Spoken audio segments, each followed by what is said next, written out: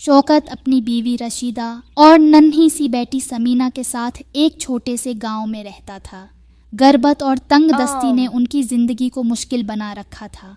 हालात इस कदर ख़राब थे कि कभी कभार एक रोटी भी बड़ी मुश्किल से मिलती, मगर ये सब एक रोटी को भी मिल बांट कर खाते और अल्लाह का शुक्र अदा करते। अल्हम्दुलिल्लाह। रशीदा, आज नाश्ते में क्या है? मुझे दे दो ताकि मैं काम पर जाऊं, वैसे भी काफी देर हो गई है। समीना के अबा, रात की बासी रोटी है, वही अभी गरम कर देती हूँ। आप चाय में डबू डबू कर खा लेना। अम्मी जान, मुझे भी बहुत भूख लगी है। आज मैं नाश्ते में अंडा पराठा खाऊंगी। जी मेरी बच्ची, जरूर। तुम्हारे अबा मियाँ अंडे ले आएं तो मैं तुम्हारे लिए अंडा पराठा भी बना दूंगी। रशीदा, क्यों बच्ची को झूठी तसल्ली देती हो? तुम्हें पता है ना आजकल अंडे कितने महंगे हैं। जी समीना के अबा, मैं जानती हूँ, मगर मुझे अल्लाह से अच्छे की उम्मीद है। इंशाअल्लाह हमारे हालात भी जरूर बदलेंगे और हमारी बच्ची भी एक दिन उबले हुए अंडे खाएगी। मगर रशीदा, समीना तो तला हुआ अंडा मांग रही है, वो भी पराठे के साथ। जी समीना के अबा, मैं जानती हूँ, मगर उबला हुआ अंडा सेहत के लिए ज्यादा अच्छा है। बिल्कुल ठीक कहा तुमने रशीदा। अच्छा, अब मैं चलता हूँ। बासी रोटी तुम और समीना खा लेना, मैं साहब जी के बुंगले पर ही कुछ मांग कर खा लूंगा। वैसे भी सूखी रोटी मेरे हलक से नहीं उतरती।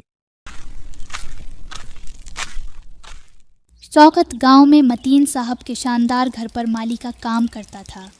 बेगम कहाँ रह गई?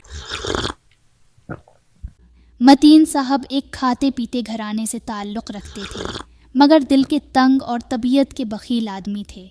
उनकी बीवी शमशाद बेगम मगरूर मिजाज और गुस्से की तेज़ औरत थी। शाम को शौकत थका हारा घर लौटा तो रशीदा को मुखातब करते हुए बोला, रशीदा, आज खाने में क्या पकाया है? वही रात की बासी रोटी है समीना के अबा। अरे, वही बासी रोटी? क्या तुम दोनों ने सुबह खाई नहीं थी वो रोटी? खाई थी समीना के अबा, मगर थोड़ी बचा भी ली थी ताकि रात को खाकर सो जाएं। खाली पेट नींद कहाँ आती है। समीना मेरी बच्ची, जरा कोने वाली दुकान से 10 रुपए की चाय की पत्ती तो ले आओ, ताकि मैं हम सब के लिए अच्छी सी चाय बना लूं। जी अम्मी जान, अभी लाती हूँ। फिर क्या था, समीना जैसे ही चाय की पत्ती लेने घर से निकली, उसकी आंखें हैरत से खुल गईं। गांव की गलियां आज कुछ और ही रंग में रंगी हुई थीं। सब्ज और सफ़ेद झंडियां लटक रही थीं, बच्चे खुशी से झंडे लहरा रहे थे। कहीं औरतें घरों के सामने झाड़ू देकर सफाई कर रही थीं। बच्चे मिली नगमों की धन पर खुशी से झूमते और रक्स करते हुए जश्न आज़ादी मना रहे थे। गली में कुछ बदतमीज़ बच्चे तेज़ आवाज़ में बाजे बजा बजाकर मोहल्ले वालों का जीना दूभर किए हुए थे। उनके शौर से न सिर्फ बुजुर्ग परेशान थे, बल्कि छोटे बच्चे भी घबरा रहे थे। बस मेरे बच्चे बस। सी वक्त मोहल्ले की एक पुरानी कमज़ोर मगर दाना बुजुर्ग औरत दादी जमो, जो भीख मांगकर अपना गुजारा करती थीं, अपने प्यारे बल्ले बख्तावर के साथ आहिस्ता आहिस्ता दरवाजे से बाहर आईं। बख्तू बल्ले के गले में एक सुनहरी घंटी बंधी थी, जो बख्तू की आंखों की तरह चमक रही थी। दादी जमू बच्चों को नरमी से मुखातब करते हुए बोली, बेटा, क्यों इतना शोर मचा रहे हो? मैं बूढ़ी हूँ, मेरा दिल वैसे ही कमजोर है। इस बाजे की पा ने मेरी नींद भी उड़ा दी है। मेरा बख्तू भी इस शोर से सहम गया है। क्या खुशी मनाने का यही तरीका है कि दूसरों का सुकून बर्बाद कर दिया जाए? ये तो गुनाह है बेटा। दादी, अपना काम करो, हम तो ऐसे ही बाजा बजाएंगे। ज्यादा बोली ना तो अपने उम्मा अब्बा को बुला लेंगे। सच कहा बेटा, यही तो तुम्हारे माँ बाप की गलत तरबियत का नतीजा है, जो आज तुम मोहल्ले वालों के लिए अजाब बन गए हो। चलो दादी, निकलो यहाँ से, हमें ज्यादा तंग न करो। दादी जमू अपना सा मुंह लेकर बख्तू बल्ले के साथ आगे चल दी, दिल ही दिल में ये दुआ करती हुई कि अल्लाह इन नीच बच्चों को हदायत अता फरमाए। समीना चाय वाले की दुकान पर पहुंची। वहीं दुकान के साथ एक छोटा सा ठीला खड़ा था, जिस पर रंग बरंगी चूड़ियाँ, सब्ज सफ़ेद खूबसूरत कागजी झंडे और बीजस सजे हुए थे। चंद हम उम्र लड़कियां खुशी खुशी चूड़ियां खरीद रही थीं। समीना चाय की पत्ती खरीद कर वापस घर लौटी और अपने अब्बा को मुखातब करते हुए बोली, अब्बा जान, मुझे भी 14 अगस्त के लिए नए कपड़े, एक सब्ज झंडा और चूड़ियां चाहिए। सब बच्चे जश्न आज़ादी की तैयारियों में मसरूफ हैं। मैं भी खुशी मनाना चाहती हूँ। क्यों नहीं मेरी बेटी, इंशाअल्लाह तुम भी आज़ादी की खुशी मनाओगी। मैं कल ही मतीन साहब से बात करता हूं। अगर थोड़ी तनख्वाह एडवांस में मिल जाए तो कुछ कपड़े और छोटा मोटा सामान ले आएंगे। अगले दिन शौकत मतीन साहब के बड़े बंगले पर पहुंचा। अस्सलाम वालेकुम मतीन साहब। वालेकुम अस्सलाम शौकत मियाँ, आज बड़ी देर लगा दी काम पर आने में।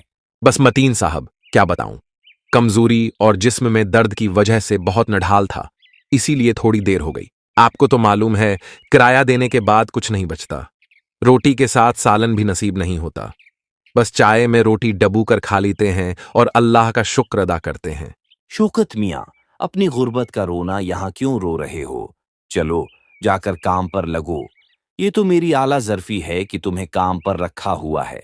मतीन साहब एक गुजारिश थी, अगर मेरी तनख्वाह से कुछ पैसे अभी मिल जाएं तो बड़ी आसानी हो जाए।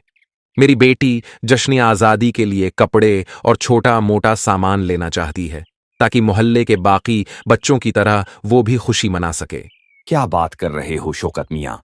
मेरे पास कोई फालतू पैसा नहीं है जो तुम जैसे भिखारियों की नजर कर दूं। अरे मतीन साहब, क्या हुआ? क्यों गुस्सा हो रहे हैं? बेगम, ये शौकत मियाँ आज यहाँ भीख मांगने आए हैं। अच्छा, कोई जरूरत नहीं है पैसे देने की उस भिखारी को। बेगम, मैं कौन सा पैसे दे रहा हूँ? मैं तो तुम्हें पैसे देने से पहले 10 दफा सोचता हूँ, तो उसे कहाँ से दूंगा? मतीन साहब ऐसा करें, उसे मीठा कद्दू दे दें। वैसे भी हमारे बागीचे में बहुत से कद्दू हैं जो कल सड़ रहे हैं। किसी गरीब के पेट में चले जाएंगे तो सवाब ही मिलेगा हमें। माशाल्लाह बेगम, बिल्कुल ठीक कहा तुमने। चलो भाई चलो, निकलो यहाँ से।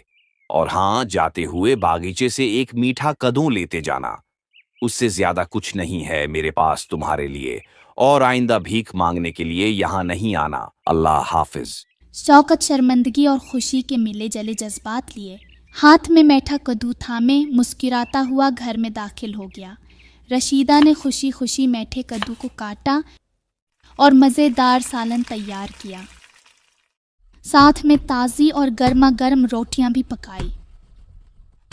कई दिनों बाद आज ये सब सालन के साथ रोटी खाने को बेताब थे।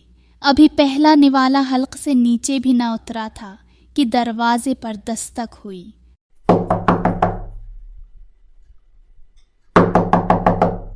इरे, इस वक्त कौन आ गया? जाओ बेटी समीना, जरा जाकर देखो तो सही कि कौन आया है। जी अम्मी जान, अभी देखती हूँ।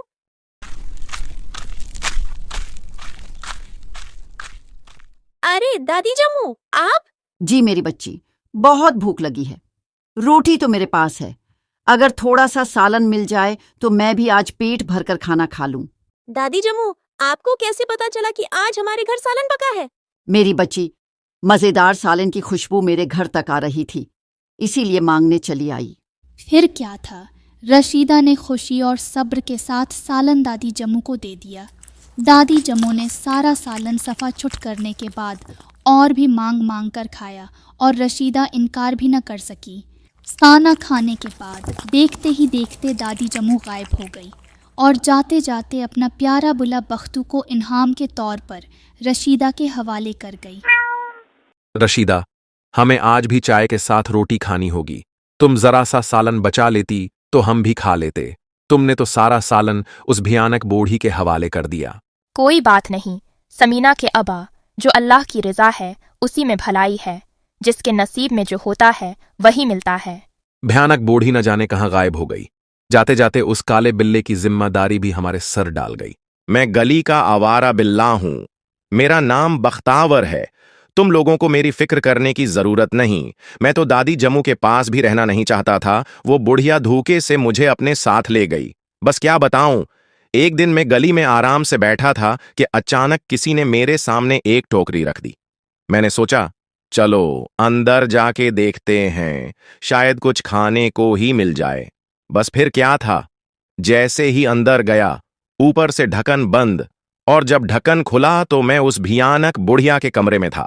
तभी उसने मुझे अपना बना लिया और मुझ पर बेहद प्यार निछावर किया।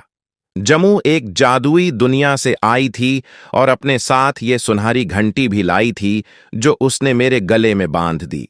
वो बुढ़िया तुम्हें ये घंटी इनाम के तौर पर दे गई है। ये घंटी बहुत कीमती है। तुम उसे बीच कर अपनी बेरंग जिंदगी में खुशियों के रंग भर सकते हो। फिर क्या था, शौकत सुनहरी घंटी बीचकर खाने पीने का ढेर सारा सामान घर ले आया और बाकी पैसों से गांव में फूल पौधों की एक छोटी सी दुकान खोलने का इरादा किया। समीना ने भी खुशी खुशी जश्न आज़ादी का दिन मनाया। खूबसूरत कपड़े पहने, हाथों में सब्ज चूड़ियां सजाएं और पाकिस्तान का प्यारा झंडा भी लहराया। यूं ये सब हंसी खुशी रहने लगे। दादी जम्मू की भूख मिटाने का सिला उन्हें जिंदगी का सबसे कीमती इनाम बनकर मिला।